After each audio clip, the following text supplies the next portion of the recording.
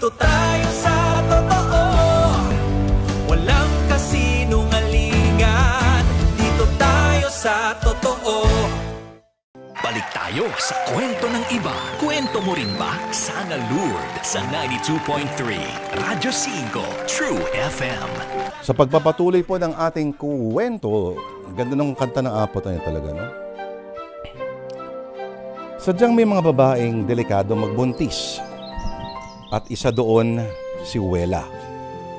Sa 2 beses na nagbuntis itong si Wela ay nauwi lang sa pagkakakunan. At nang magbuntis si Wela, sa pangatlong pagkakataon ay nanigurado na itong mag-asawa. Sila ay lumipat sa lalawigan. Kaya bantay sarado itong si Say at alam niya ang kondisyon at kung gaano kaselan magbuntis ang kanyang misis.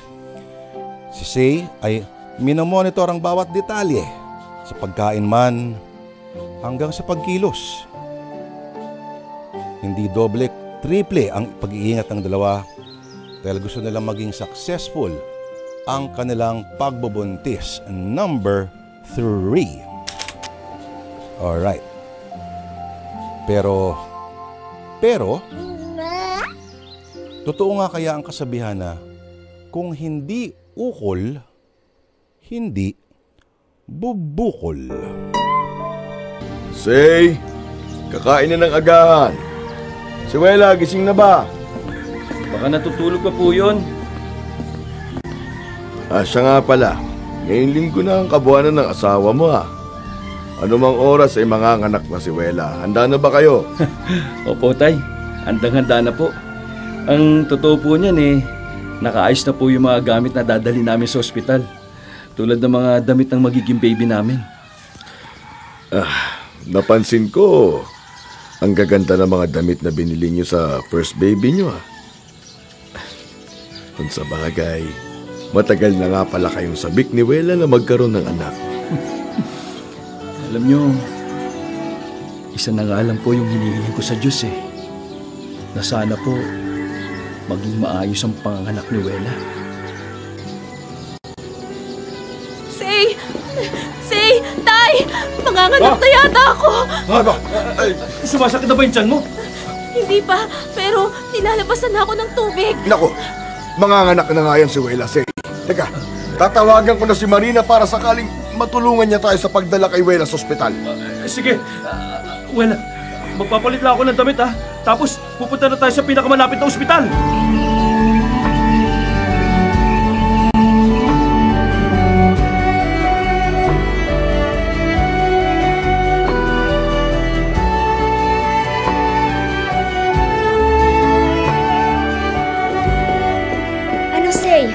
Kumusta na si Wela? Nanganak na ba siya? Oo, mga 2 oras nang nakakalipas. Ay, pasensya na kung ngayon lang ako nakapunta. Galing pa kasi ako sa Victorias teka, babae ba o lalaki ang anak nyo? Lalaki. Christian ang ipapangalan ni Wela sa anak namin. Bakit hindi nyo pa ginawang Junior yung panganay nyo? Matagal na kasing gusto ni Wela yung pangalang Christian At saka, di ba nga, simula nung naging born again Christian kami, naging maayos na yung pagbubuntis ng asawa ko. Bali, sa susunod na lang kami magju-junior. Say, may palapit na doktor. Ay, Dok, kayo pala. Kumusta na po yung asawa ko? At yung anak namin? Dinala namin sa ward yung asawa mo. About naman sa anak niya under observation namin siya. Under observation? Bakit po? May nakita si kaming kakaiba sa kalusugan ng bata. Pero ayaw mo na namin mag-conclude ng negative sa inyo hanggat hindi pa lumalabas yung blood test na isinasagawa namin sa anak niyo. Dok, sabihin niyo sa akin, magiging okay bang anak ko? Katulad po ng sinabi ko, hintayin po natin ang blood test ng anak niyo bago po natin masagot yung katanungan niyo.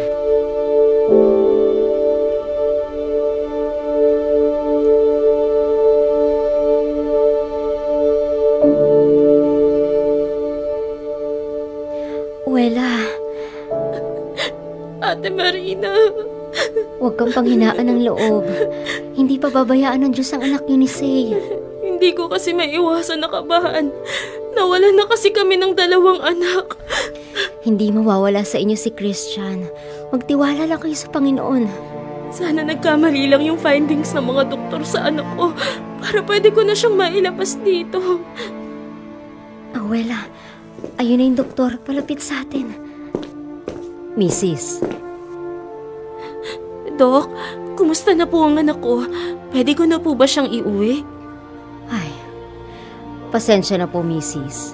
Pero katulad po ng sinabi ko sa inyo nung tumawag ako sa ngayon hindi pa po pwedeng maiuwi ang anak niyo. Ano po bang problema sa anak ko?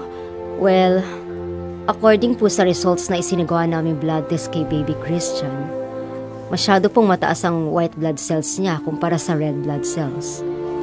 Bukod po doon may nakita rin po kami mga bakterya sa dugo ng sanggol. Kapag hindi po yun nagamot mauwi po yun sa sepsis. Dok, ano pong mangyayari sa pamangkin ko? Maaari pong lumaki ang ulo ng sanggol. Bukod pa po doon, habang lumalaki ang bata kailangan ng mahabang gamutan at procedure. Ay, Diyos ko po.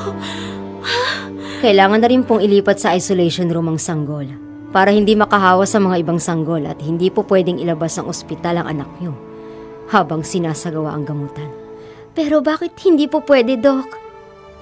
Kasi yung gamot po ng bata hindi pwedeng i-inject directly sa kanya. Kasi maaaring mangitim at baka ano pa ang mangyari sa bata. Hindi rin niya makakayanan ng pagpasok ng gamot sa katawan niya. Kaya sa machine natin idadaan ang pag-inject sa kanya. At dito lang po ginagawa yun sa ospital.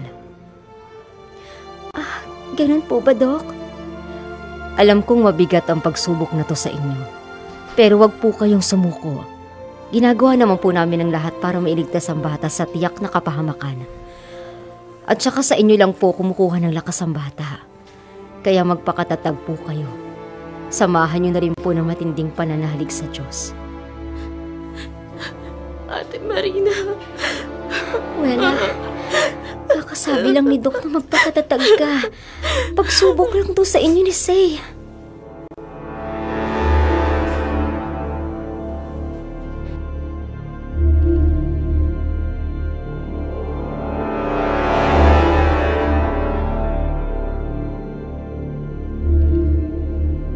Ganun ba, Wela? Diyos ko po. Say, anong gagawin ko? Paano ko maililigtas ang anak natin? Alam mo, isa lang ang magagawa mo. Ang magdasal ka sa Panginoon. Naniniwala ako na hindi niya pababayaan si Christian. Tumahan ka na. Alalahanin mong kapapanganak mo lang. Baka mamaya niyan sumakit ang ulo mo't mabinat ka. Paano na lang ang anak natin kung may mangyari sa'yo masama? Hindi ko na kasi alam ang gagawin ko, Say. Bakit ba kasi nagkakaganito ang buhay natin? Ano bang kasalanan ko sa Diyos at nararanasan ko ito? Huwag nating sisihin ang Diyos. Sa halip na sisihin natin siya, bakit hindi na lang tayo manalangin ng taimtim sa Kanya? Pagsubok lang sa buhay natin ito. Malalagpasan din natin ang lahat ng ito. Tandaan mo, nandito lang kami ng tatay mo at si Ate Marina sa tabi mo. Hindi ka namin iiwan. Siya nga pala, bala kong humingi ng tulong sa mga kamag-anakan ko para sa pambayad natin sa araw-araw na treatment nila kay Christian. Yung pera kasing naipon natin sasapat lang sa panganak mo. May 10 days pa bago ako sumahod dun sa factory na pinagtatrabahuan ko. Sinubukan ko rin na utangan yung mga kasamahan at kaibigan ko pero kukunti lang ang naibigay nila Kaya no choice ako kundi ang puntahan ng mga kamag-anakan ko sa Batangas. Kung ganun, iiwanan mo ako? Oo, pero sandali lang naman to Babalik din kaagad ako kapag may pera na ako. Basta Wela, magpakatatag lang tayo, ha? Kaya natin to.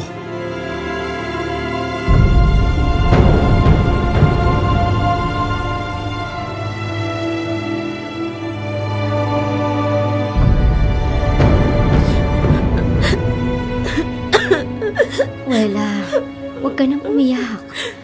Darating din ang asawa mo. Ate Marina. Naiintindihan ko ang sitwasyon mo. Alam ko ang pakiramdam ng isang ina.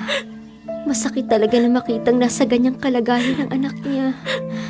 Sa totoo lang, ate, hindi ko na talaga alam ang gagawin ko. Ano ba kasi ang sakit ng anak ko? Wala na pang lunas yun. Hindi ko maisip na 3 iba't ibang klaseng gamot ang itarak sa anak ko para lang mabuhay siya. At saan ako kukuha ng pera pambili ng gamot? Bawat araw kailangan namin ng 2.5 bawat gamot ng anak ko. Isipin mo magkano yun?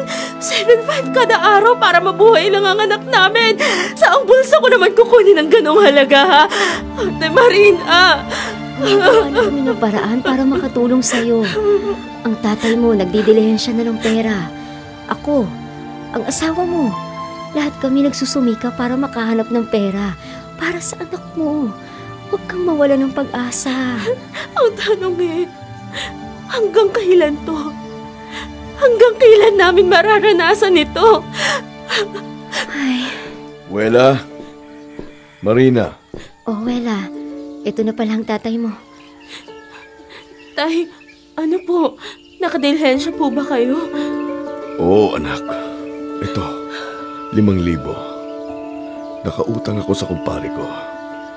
Sobrang naawa siya sa naging sitwasyon mo. Kaya agad niya akong pinahiram ng pera. Ay, salamat naman sa Diyos. Pero tay, may malaki pa rin po tayong problema. Hindi lang po yung gamot ni Christian ang kailangan nating idilhensya ng pera. Yung doktor po pala kanina, kinausap ako. Kailangan na raw po nating bayaran yung bill sa ginagamit na kwarto ng anak ko.